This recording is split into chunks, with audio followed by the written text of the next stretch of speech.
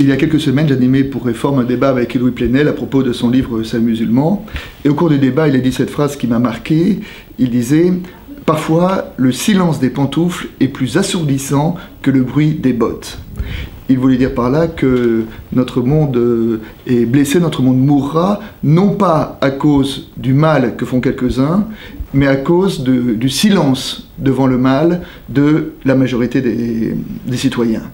Et bien, je dois dire que depuis dimanche dernier, les pantoufles se sont réveillées par centaines de milliers, par millions, pour dire leur indignation face aux attaques terroristes de notre pays.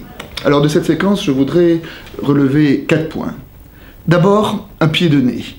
Le journal Charlie Hebdo est sauvé.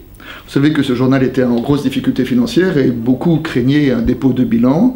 Eh bien, depuis cet attentat, le nombre des soutiens, le nombre des abonnements et le succès de son numéro a fait que le journal est sauvé pour plusieurs années. Et de cela, nous pouvons nous réjouir au nom de la liberté de la presse.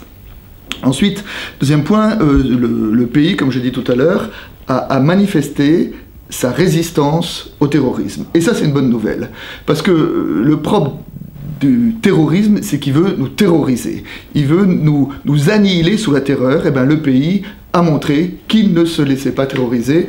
Et ça, je disais, c'est une bonne nouvelle parce que malheureusement, notre monde est dangereux. Et malheureusement, nous avons à craindre que dans les mois ou dans les années qui viennent, la France connaîtra d'autres vagues de terrorisme.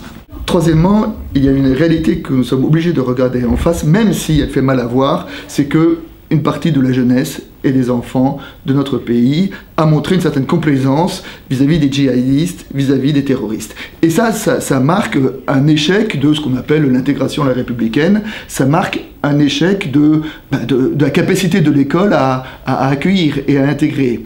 Et donc cette question est une question qui est posée à toute la société. Elle ne doit pas être laissée à l'éducation nationale, aux professionnels de l'enseignement ou aux syndicats d'enseignants, mais nous devons tous nous saisir de cette question. Notre système est à bout de souffle et donc il faut le repenser à zéro. Enfin, dernier point, la semaine dernière, lors de cette même vidéo, je voudrais prolonger ce que je disais quand je disais que chaque religion doit être attentive à ses propres monstres. Je voudrais prolonger en disant que la religion, d'une certaine façon, j'aime bien cette image, c'est comme de la nitroglycérine. Vous savez, la nitroglycérine, ça permet de construire des routes et de creuser des tunnels pour permettre aux humains de mieux communiquer, mais la nitroglycérine, ça fait aussi exploser les maisons.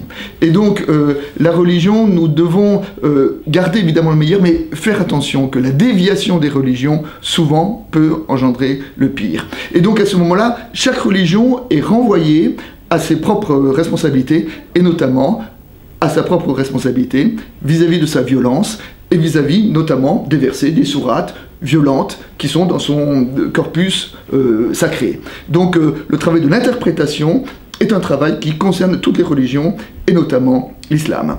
Alors voilà un peu les défis qui sont posés par cette séquence. Ces défis sont d'autant plus urgents que nous ne devons pas oublier que ce funeste 7 janvier, alors le jour où les journalistes de Charlie Hebdo ont été assassinés, au Nigeria, dans le nord du Nigeria, c'est par centaines ou par milliers qu'il y a eu des victimes de cette autre secte djihadiste qui était Boko Haram. Tout ça pour nous dire que notre monde est confronté à la violence, et notamment à la violence religieuse. Le mal est devant nous, nous devons nous préparer.